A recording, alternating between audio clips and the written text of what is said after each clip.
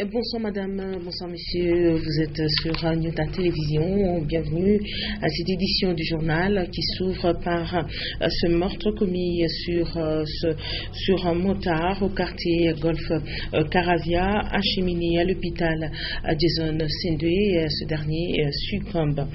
Soulèvement des habitants de la cellule Badolité suite à l'insécurité grandissante dans cette partie de la ville de Lubumbashi. Selon eux, c'est le manque du courant électrique qu'ils connaissent depuis plusieurs mois qui est la cause de l'insécurité. Et puis, un mot en sport avec le CHAN 2016. La République démocratique du Congo s'est inclinée devant le Cameroun sur la note de 3-1. Toutefois, la RDC est qualifiée pour le quart de finale. Madame, Messieurs, comme annoncé en titre, un nouveau cas de meurtre enregistré à Lubumbashi. Il s'agit d'un motard qui a trouvé la mort au quartier Golf Caravia sur l'avenue La Source, à l'angle avec l'avenue Mangui. La victime se nomme Fiston Kabeya Chibangu, acheminé à l'hôpital Jason Sendwe pour des soins, et c'est là même qu'il succombe. Son corps est gardé à la morgue de cette institution médicale. Jean-Claude Ball. C'est le samedi 23 janvier dans la nuit que le motard Fiston Kabeya Chibangu est tombé entre les mains des hommes en armes. Nous sommes à l'angle des avenues de la Source et Mangui, au quartier Golf Caravia. Son frère David Tchala a reçu un coup de poignard il y a quelques jours. On a ravi des motos du jour au jour. On peut totaliser pendant une semaine 10 ou soit à 8 motos qui sont partis. Et on m'a empoignardé même les couteaux. À notre grande surprise, on a assassiné même mon frère. Pour Jeff Moukadi, la population doit être sécurisée. Et chaque fois, il y a des vols perpétrés, il y a des coups qui s'effectuent. Souvent que les gens vraiment sont abandonnés à leur triste sort. Il n'y a personne qui peut leur sécuriser. Les habitants ne comprennent pas pourquoi cette multiplicité de cas d'insécurité dans leur quartier. Ngoï Nongo. Et puis, le même jour, le jour où il a été assassiné, on a ravi 2 motos à ce même endroit. C'est non loin du conteneur des éléments de la police. La police arrête des motos à 19h. Mais quand il y a crépitement de balles, il n'y a aucune intervention. Voilà la maison qu'occupait le motard. D'où viendront les 600 000 francs qu'on exige avant le retrait du corps pour l'enterrement. Jusqu'à ce lundi, le corps du défunt est gardé à la morgue de l'hôpital Sendwe. Le pauvre laisse une veuve et un enfant. Une année que les habitants de la cellule Badolité sont dépourvus du courant électrique. Cette situation est à la base de plusieurs cas d'insécurité qui constituent le motif de soulèvement des habitants de cette partie de la ville de Lubumbashi. Jean-Paul Malimba, nous en parle. Beaucoup de cas de vols et de viols sont enregistrés dans la cellule Badolite. La cause majeure est le manque d'énergie électrique. La population s'en plaint.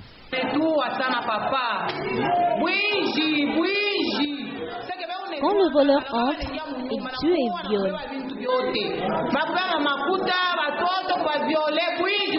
À la population, nous demandons d'avoir des sifflets. Dans chaque maison, au moins un sifflet. Dès lors qu'il y aura un suspect, on commence à siffler et que tout le monde sort pour maîtriser le bandit. Depuis quelques mois, le quartier a un transformateur d'une capacité de 400 kVA installé sur l'avenue Lumumba, mais il n'est toujours pas raccordé par manque d'accessoires. Il y a beaucoup d'accessoires qui nous manquent. Et s'il n'y a pas du courant, nous vivons dans l'insécurité. Nos enfants sont violés. Nos femmes, la même chose. Donc la nuit, on ne peut pas détecter de suspects ou voir qu'est-ce qui se passe réellement. Les habitants espèrent que l'électrification du quartier Badolite diminuerait tant soit peu des cas d'insécurité. C'est depuis 3 jours qu'un câble électrique de la Société nationale d'électricité est tombé sur une avenue du quartier Kabulameshi. Une situation qui présente un danger, surtout avec des fortes pluies qui s'abattent ces derniers temps sur la ville de Lubumbashi. Janine Bouchou. Ce câble de la SNEL est à terre depuis la forte pluie qui s'est abattue sur la ville de Lubumbashi le vendredi dernier. Cette situation s'observe au niveau de l'arrêt Kansoko au quartier Kabulameshi. Le risque d'électrocution est permanent ici car cette artère est non seulement beaucoup empruntée par les véhicules et les piétons, mais aussi inondée pendant cette période par les eaux de pluie. Heureusement que depuis que ce câble a lâché, l'énergie électrique a été interrompue dans cette partie de Kabulameshi. Toujours dans ce coin de la commune annexe, les maisons, les parcelles et même plusieurs avenues sont les théâtres des scènes d'inondation avec le plus intense qui s'abattent ces derniers jours sur Lubumbashi et ses environs.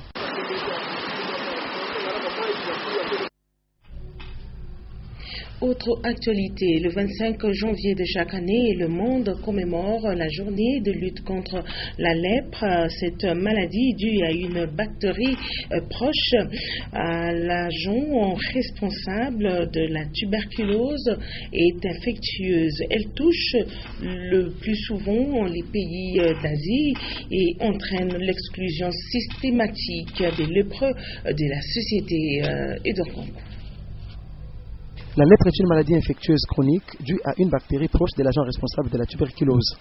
Elle touche les nerfs périphériques, la peau et les muqueuses et provoque des infirmités sévères.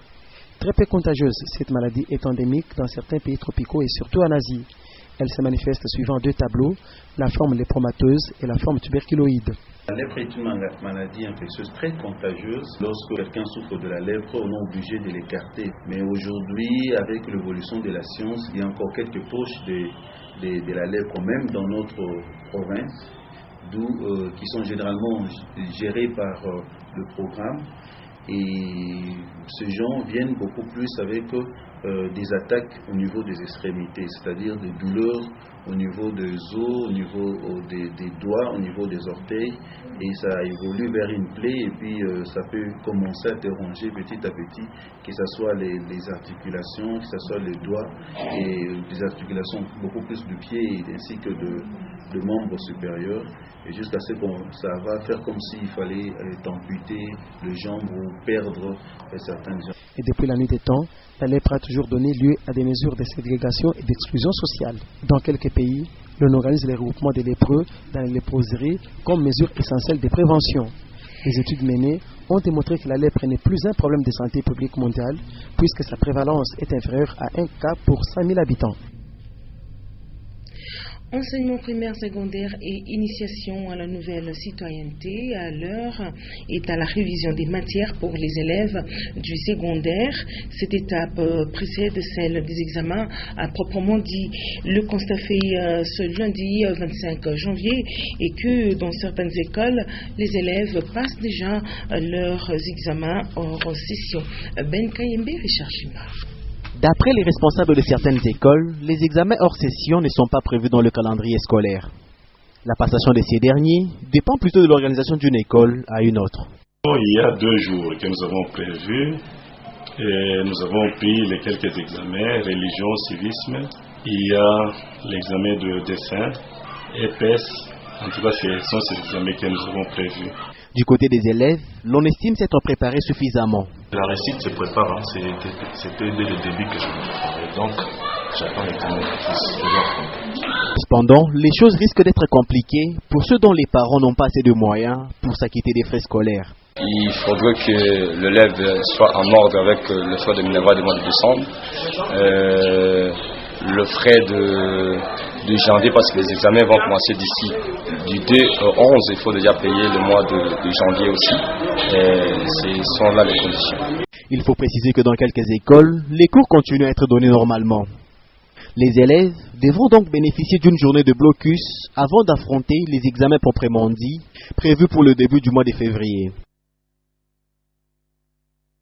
La campagne nationale de reboisement, comme vous le savez, a été lancée récemment à Kinshasa, la capitale, par le président de la République. L'objectif est de combler la perte des 4 millions d'hectares de forêt, ce qui ne sera pas facile car il faudrait relever plusieurs défis, notamment le changement des mentalités quant à la politique de la coupe de bois et reboisement. Un commentaire de Karine Kabongo. La RDC n'a pas été indexée comme pays pollueur lors de la dernière conférence sur le climat. Néanmoins, pour participer à la lutte contre le réchauffement climatique, il nous faut relever le défi de la gestion et protection de nos forêts. Et la campagne nationale de reboisement tombe à pic. La RDC doit combler la perte de 4 millions d'hectares de forêts. Forêts détruites depuis 2 décennies suite au conflit armé, une destruction due également à l'exploitation industrielle de minerais. Cette campagne s'inscrit dans le cadre d'un programme dénommé Environnement et sécurité de personnes. Ainsi, le premier défi pour le pays, c'est de sensibiliser et d'éduquer la population pour qu'elle s'implique réellement dans l'opération. Intégrer dans la population les besoins de planter et protéger les arbres. Un autre défi à relever dans cette matière environnementale, arriver à sévir ou même punir ceux qui coupent les arbres sans raison. Cela sera-t-il possible? Il le faut, car chaque arbre planté contribue à la survie de l'humanité. La population du Lomami soutient le processus électoral déjà enclenché par la Commission électorale nationale indépendante. Le vice-président de cette institution, Norbert Bassengizi, vient de séjourner dans cette partie du pays où, aux côtés du commissaire spécial, le professeur Raymond Mandé Mutombo, il a sensibilisé la population du Lomami à adhérer massivement à ce audit processus pour la tenue de bonnes élections en République démocratique du Congo. De plus amples détails avec Léon Magloire Monga Moutali. C'est une population olomamienne qui est prête à adhérer au processus électoral enclenché en République démocratique du Congo. Et c'est à ce titre que le professeur Raymond Mandé Mutombo a reçu une équipe de la CENI avec à sa tête Norbert Bassengizi Katitima, vice-président de cette institution, venu sensibiliser cette population du Olomami à adhérer massivement au processus électoral déjà enclenché dans notre pays. Aujourd'hui, vous inaugurez avec nous, comme l'a voulu le chef de l'État, en amenant l'application de la décentralisation par rendre effectif le découpage de la nomination des autorités pour la gestion de ces entités. Et nous vous accueillons ici en tant que province. Na huwezi fanya uchaguzi kama hauna fichier electoral, kama hauna ba nombre d'électeurs. Na mimi nitakwambia population yote itakuuliza wenyewe watachagua wapo wapi. Na kupondole basi shughuli watanganya. Tunaelewana vizuri. Vous n'avez pas de nombre d'électeurs, vous n'avez pas d'élection. Un autre atelier d'information a eu comme cadre la salle Kimpesa de l'université de Kamina, où les participants issus de toutes les tendances de la population ont reçu des réponses sûres à leurs préoccupations sur le processus électoral.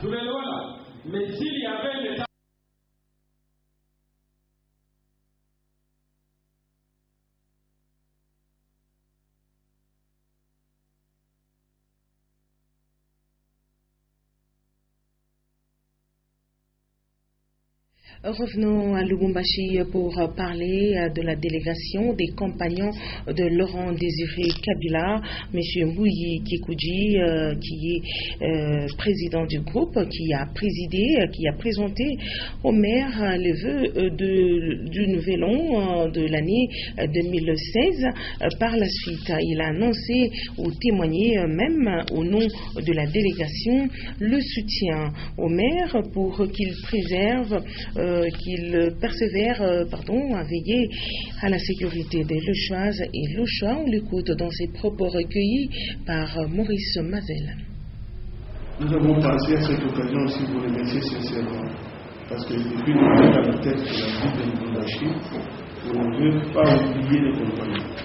Vous êtes toujours avec eux.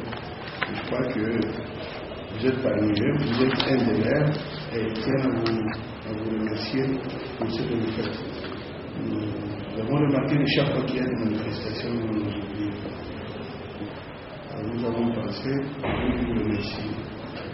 Et surtout vous encourager de ne pas baisser vos bras, de ne pas penser que vous n'avez pas de soutien de l'État.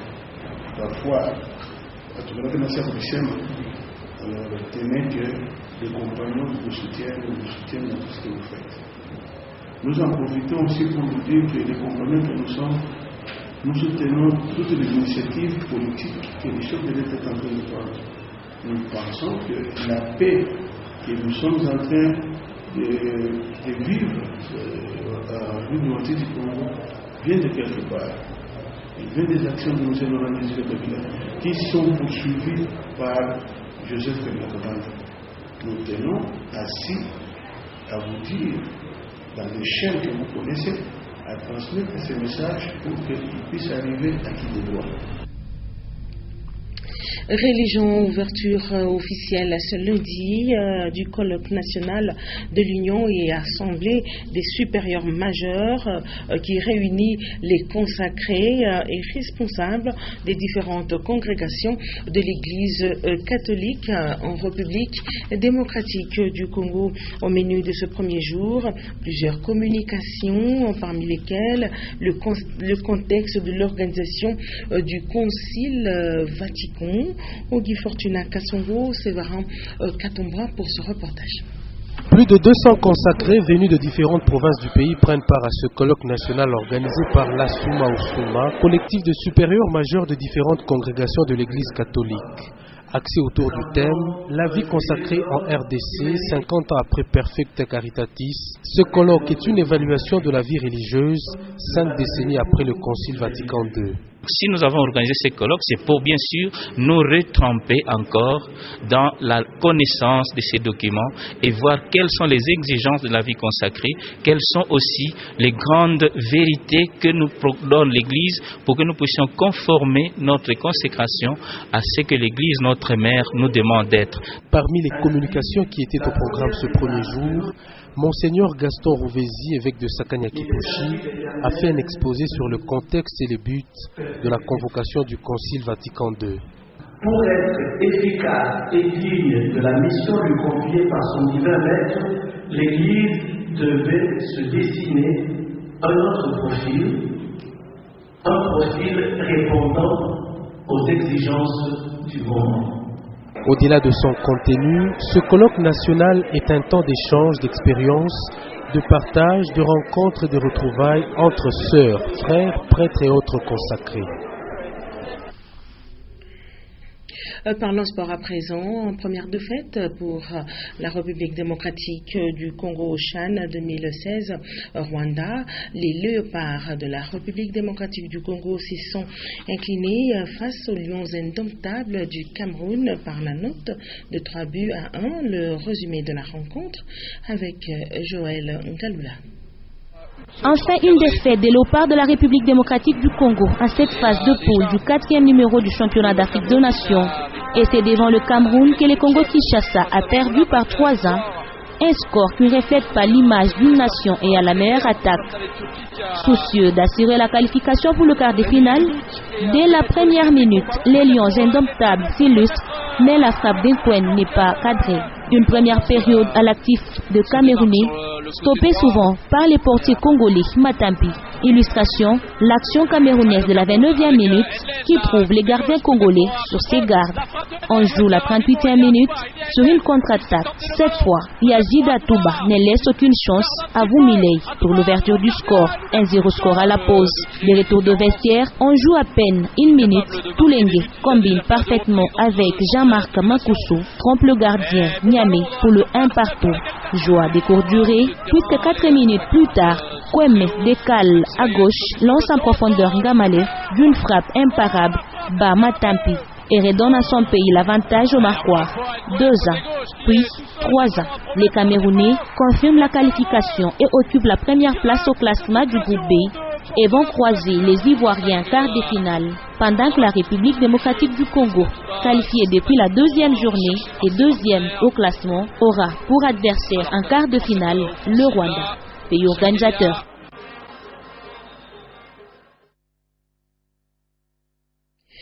CHAN 2016, nous allons à présent rejoindre notre confrère Eddy Kabelou.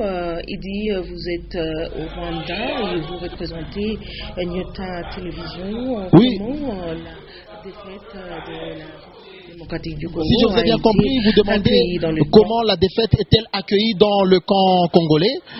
Eh bien, là, par exemple, en ce moment, je me retrouve dans le quartier général où on retrouve quelques journalistes congolais.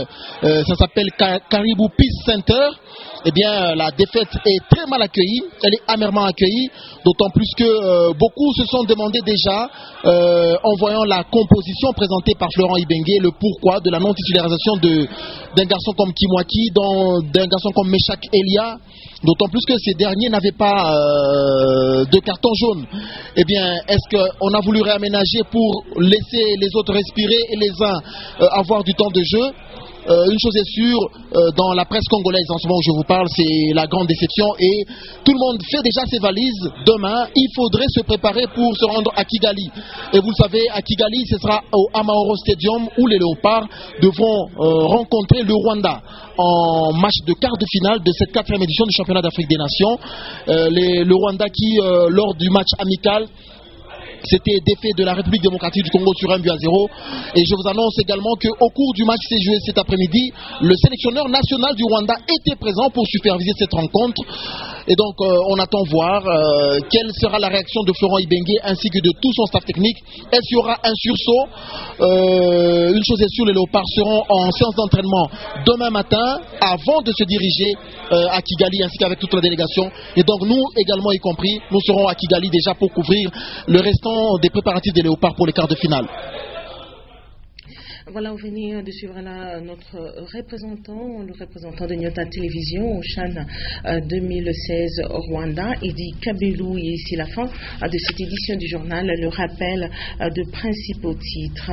Voilà, il a été donc question au cours de cette édition du journal de ce meurtre commis sur ce motard au quartier Golf Caravia. Il a été acheminé à l'hôpital Jason Sindwe. Malheureusement, il a succombé. Et puis, soulèvement des habitants de la cellule Badolité suite à l'insécurité grandissante dans cette partie de la ville de Lubumbashi. Selon eux, c'est le manque d'électricité qu'ils connaissent depuis plusieurs mois qui est à la base de cette insécurité. Et en sport, vous avez suivi avec le CHAN 2016 comment est-ce que la République démocratique du Congo s'est inclinée cet après-midi devant le Cameroun sur la note de 3-1. Toutefois, il est qualifié en quart de finale.